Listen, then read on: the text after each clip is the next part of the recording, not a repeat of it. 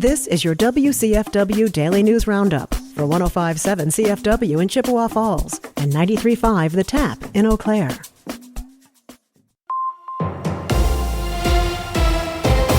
For 105.7 CFW News, I'm James Kelly.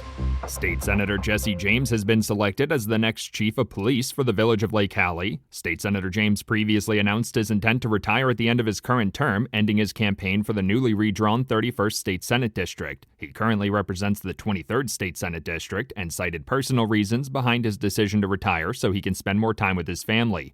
Eau Claire County Board member Michelle Magadance Skinner announced her candidacy for the seat soon after, challenging incumbent Democratic State Senator Jeff Smith. According to a press release from the village of Lake Hallie, State Senator James was chosen to serve as the next chief of police through a comprehensive and collaborative selection process. Village officials say he will bring extensive law enforcement leadership experience to the role, having previously served as chief of the Altoona Police Department. He will take over the role following the completion of the standard pre-employment requirements, which include a background investigation, a medical evaluation, and a psychological assessment.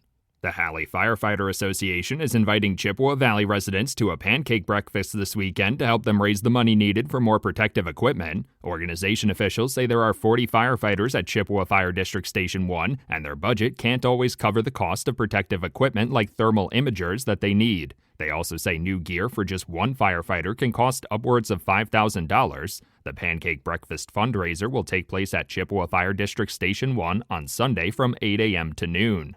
Dunn County is inviting area residents to recycle their electronics for free at a collection event next week. The e-recycling collection event will be offered in partnership with Dynamic Life Cycle Innovations on May 7th from 10 a.m. to 6 p.m. and will take place at the Dunn County Fairgrounds inside the Small Animal Building. Residents will be able to safely and responsibly dispose of their electronics like televisions and computers, kitchen appliances like microwaves and grills, and other items like batteries and Christmas lights that can't be put in the normal trash or recycling. For 105.7 CFW News, I'm James Kelly. With Civic Media News, I'm Terry Miller. The race for control of the Wisconsin Assembly just got a little harder for Republicans.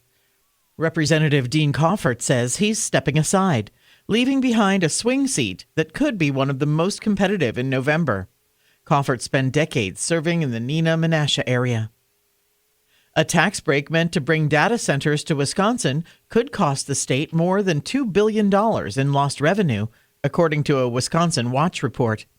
Analysts say about $1.5 billion would be lost during the construction, with another $369 million each year once the centers are up and running.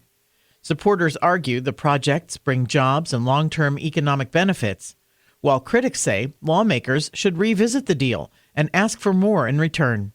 Some are calling for a special session to look at issues like environmental protections.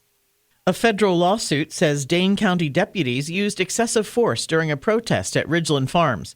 That's where about 1,000 people gathered to push for the rescue of beagles. Two protesters claim officers crossed the line during the April 18th demonstration, and the lawsuit also accuses the facility of animal abuse. The sheriff's office says arrests were made for trespassing and other crimes. Ridgeland Farms calls the protest a coordinated, violent assault. Cleaner highways across Wisconsin are the result of record numbers of volunteers joining the Adopt the Highway program. The DOT says nearly 18,000 people are now helping pick up trash along state roads, with more than 170 tons collected last year.